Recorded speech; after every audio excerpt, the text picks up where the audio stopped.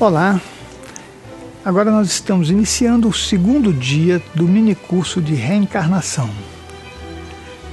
Eu já havia falado que nosso trabalho ele é um trabalho de esclarecimento, de questionamento, onde você pode ficar à vontade para enviar e-mails, né, e dizer o que você aceita, o que você não aceita, o que de verdade a gente está falando e te ajuda de alguma forma ou não te ajuda. E para a gente vai ser bom, porque isso é uma relação e nós acreditamos, eu pessoalmente acredito, que nós evoluímos através do relacionamento. Mas vamos lá, hoje nosso foco, nosso tema é o nascimento. Nós vamos falar sobre o nascimento e você que está me ouvindo e me vendo vai entender como acontece o processo do nascimento desde o momento em que a mãe está grávida, está esperando o bebê. Primeiro, que quando uma mulher, né, engravida, a primeira coisa que acontece é a formação de um invólucro de duplo etérico, onde a criança, o feto, vai se desenvolver. Então, esse duplo etérico é exatamente aquele que a gente carrega durante toda a vida.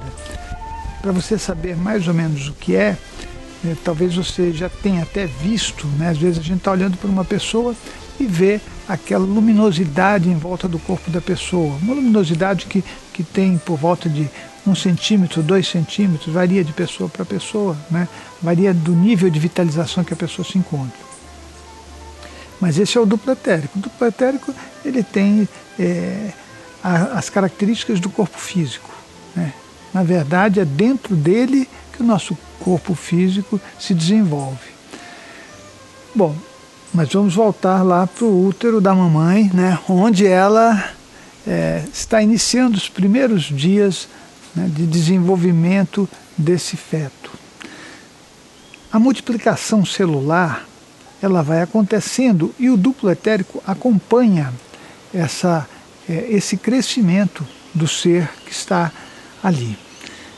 Mas olha só, você pode pensar assim, quando a pessoa está grávida, que o espírito já está ali dentro e puxa vida, olha,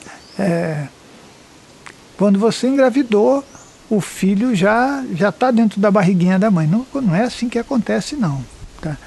Não acontece dessa forma que a gente aprendeu, né? A gente até em algumas religiões, algumas instituições em geral, seitas, a gente aprende que é assim, né? Quando a mulher engravida, o espírito já está ali para nascer. Mas não funciona assim pela experiência que eu tenho tido, né, durante toda a minha vida e principalmente porque eu trabalho com desencarne há muitos e muitos anos. Então, o que acontece é que o espírito vai ficar do lado da mãe enquanto o duplo etérico está se desenvolvendo. A partir de um determinado momento, esse duplo etérico, quando há o desenvolvimento do cordão umbilical, ele também cria um link com o psicossoma, que é o espírito, ou seja, o espírito está do lado da mãe. Isso é que é uma coisa, né? Então você que é uma mamãe que está esperando um bebê, já pode saber que do seu lado está andando, né, aquela consciência espiritual que no futuro vai ser o seu filho ou sua filha, né? Mas isso é muito bacana, porque isso também explica por que as crianças muitas vezes se ressentem ao nascer das reações do pai e da mãe, né? Por exemplo, uma mãe agressiva ou um pai agressivo acaba criando na própria criança algumas dificuldades, ao ponto de que até o 3º mês ela pode desistir e acontece o aborto espontâneo, né? Então não é para você se assustar com isso, falar, nossa, eu perdi meu filho. Provavelmente ele também não resistiu ao que está acontecendo na casa. Por exemplo, uma casa em que os pais brigam muito, que existe muita agressividade, muita violência, mau humor, né? E aquela consciência que está num corpo que é muito mais sutil, ela se ressente muito disso. E ela fala, não posso nascer aí, não vou aguentar. De verdade, a gente sempre nasce no meio daquilo que a gente é, né? Você não é super evoluído e nasce num local que é pouco evoluído, né? Isso só acontece com consciências muito avançadas que vêm com uma missão e elas vão exatamente no local onde todos vão precisar dela, que aí já é uma outra história que a gente vai conversar mais adiante.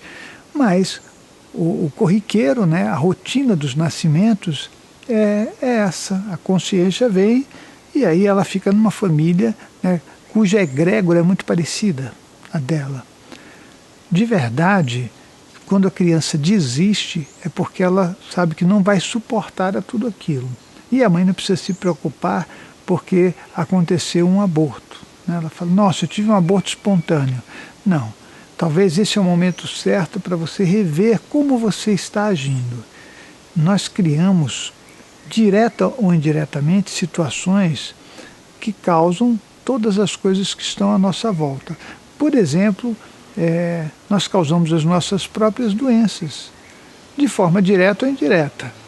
Isso é uma coisa que a gente vai conversar lá na frente, né, para você entender melhor. Mas você imagina que a sua relação com seu esposo ou com a sua esposa é muito disfuncional. Como é que isso fica no mundo espiritual? Quem são as consciências que acompanham alguém quando esse confronto, essas situações que são conflitantes acontecem? Então, aquilo fica realmente muito ruim. A exteriorização das energias é uma exteriorização muito violenta, né? A energia de agressividade, ela contamina o ambiente e faz mal para todo mundo. Só a gente que não quer ver, né? A gente fala assim, brigamos, mas nos amamos. Não existe isso, tá? Do meu ponto de vista, não existe mesmo. Amar é um contexto diferente, é um contexto de paz, é um contexto onde você de verdade vivencia a linearidade energética. É outra história, né? Você não tem que ficar disputando com ninguém nada. Você simplesmente interage de forma tranquila. Ora, a criança, até o 3º mês, ela pode sim desistir, né? Portanto, isso é um ponto de vista meu, e que eu sei que causa muita polêmica, né? Quando a mãe diz assim, puxa, mas eu não gostaria de ter esse filho porque eu não tenho condições de criá-lo, né? Então, a ideia geral é que quando a gente faz isso, a gente está matando uma vida, uma criança, alguma coisa assim. Só que até o 3º mês, a criança ainda não está no corpo físico, ela não está dentro do feto, ela está fora. E até às vezes, até o 4º mês, ela não está dentro do corpo.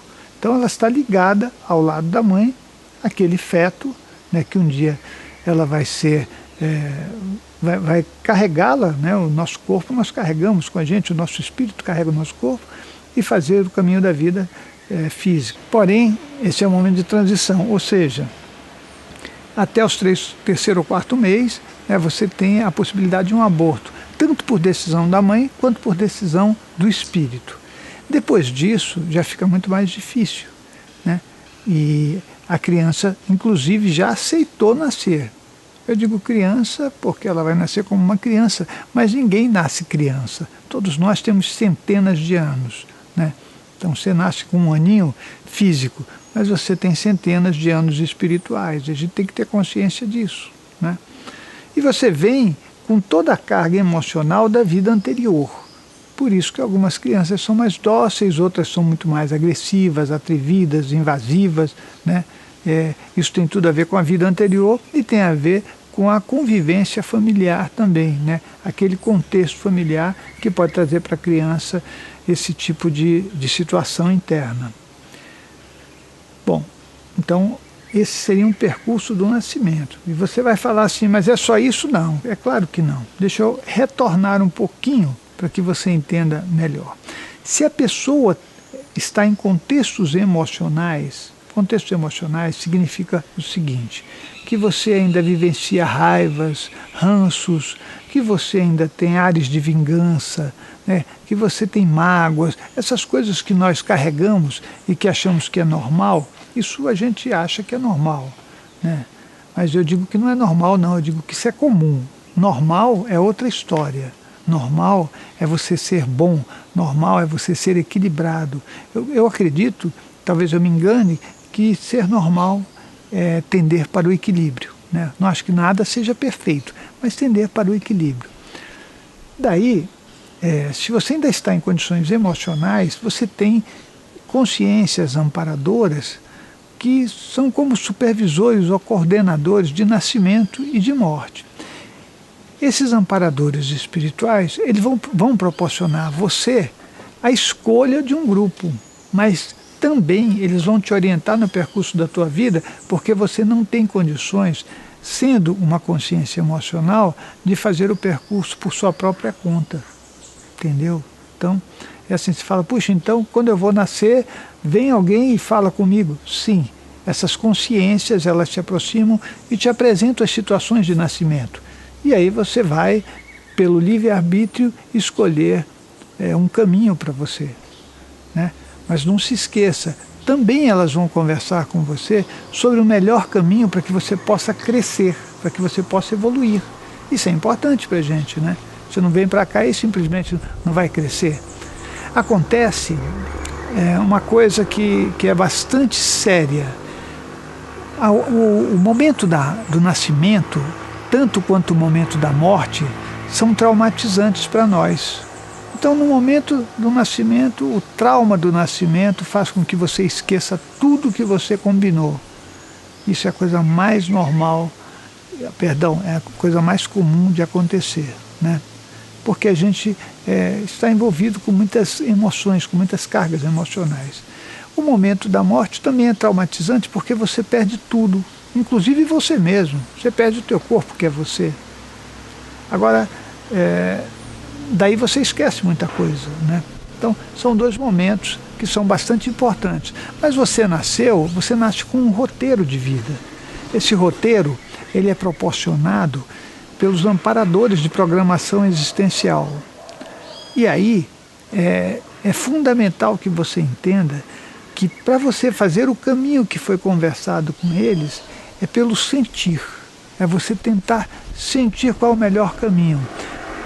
Porque nós saímos com facilidade pelo caminho das emoções, pelo caminho do entorpecimento. Isso é muito comum de acontecer, né? Não existe coisa mais comum do que isso. Você sabe o que é certo, mas você faz o que é errado, com a esperança de que aquele errado dê certo. É assim que a gente age, né? Você se envolve com pessoas que também não vão te ajudar muito, não.